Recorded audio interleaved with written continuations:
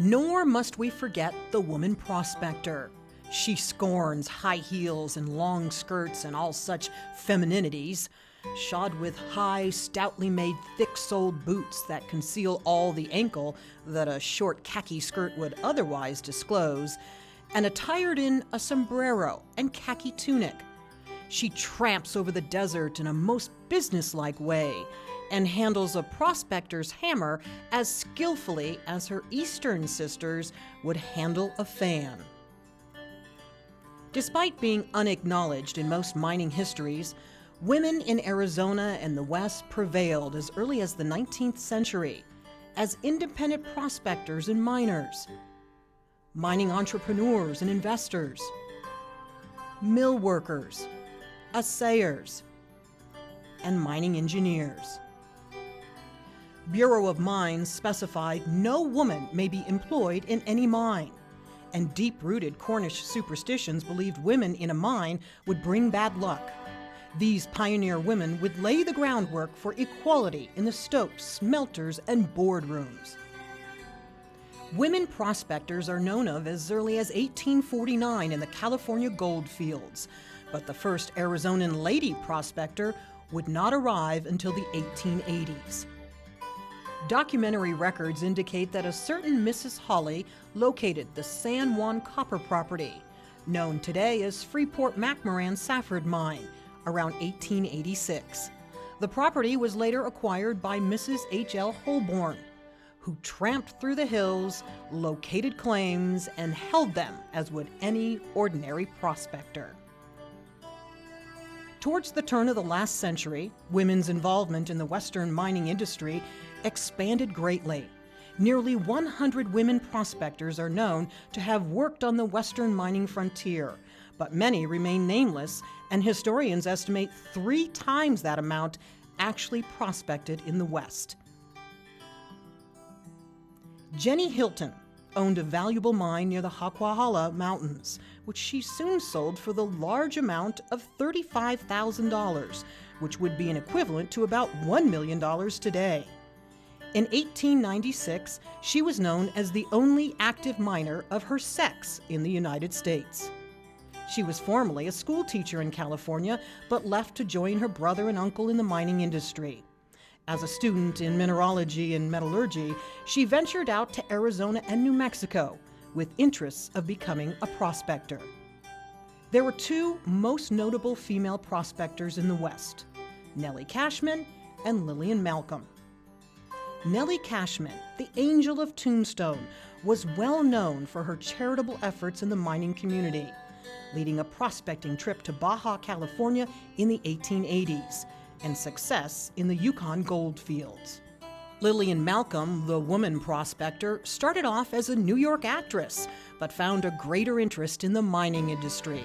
She traveled to Yukon in 1898, and in the decades to come, traveled to Nevada, Mexico, and Arizona.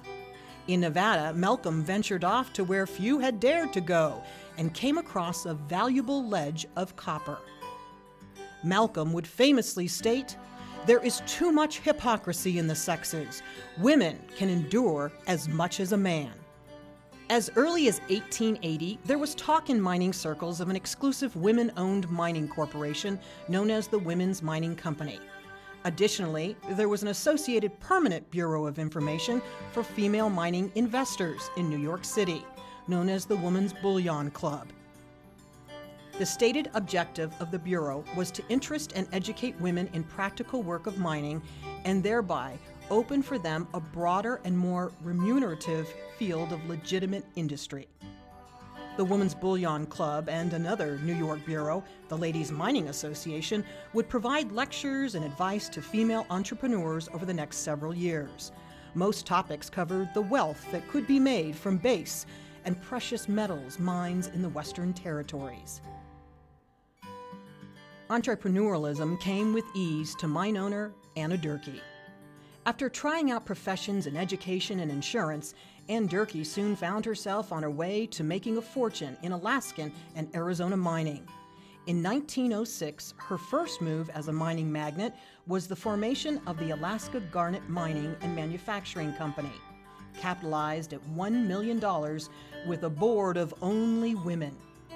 Her partners found success in marketing garnet waste material for use in separation of metals in foundries.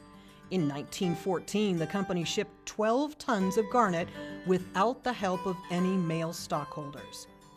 A California magazine stated, "True, a few men stockholders have been allowed to edge into the organization, but to quote one of the officers, they have been well trained and know how to keep their places." In 1916, Arizona caught the attention of Durkee. As a result, she purchased a number of gold claims and organized the Dardanelles Mining Company. Ann Durkee eventually held controlling interest in nearly 20 mining properties in Arizona. Sexual segregation collapsed in Arizona during World War II.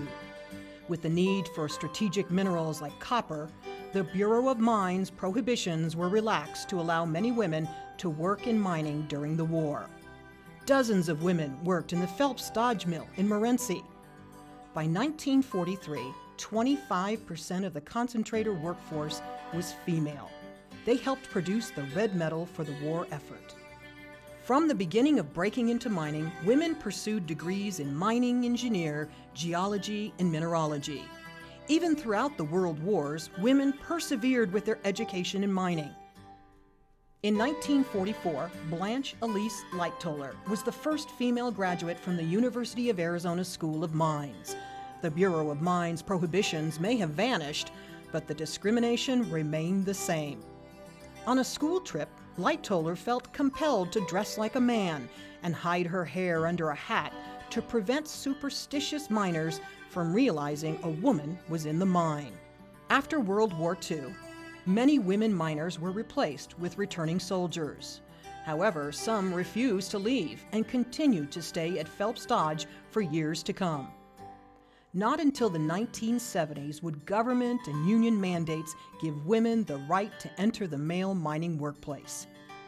The journey for women in the mining industry has been a long, winding road, and the pioneering Arizona women prospectors, mine owners, assayers, and mill workers of the late 19th and early 20th centuries must be remembered for their contributions to the Copper State.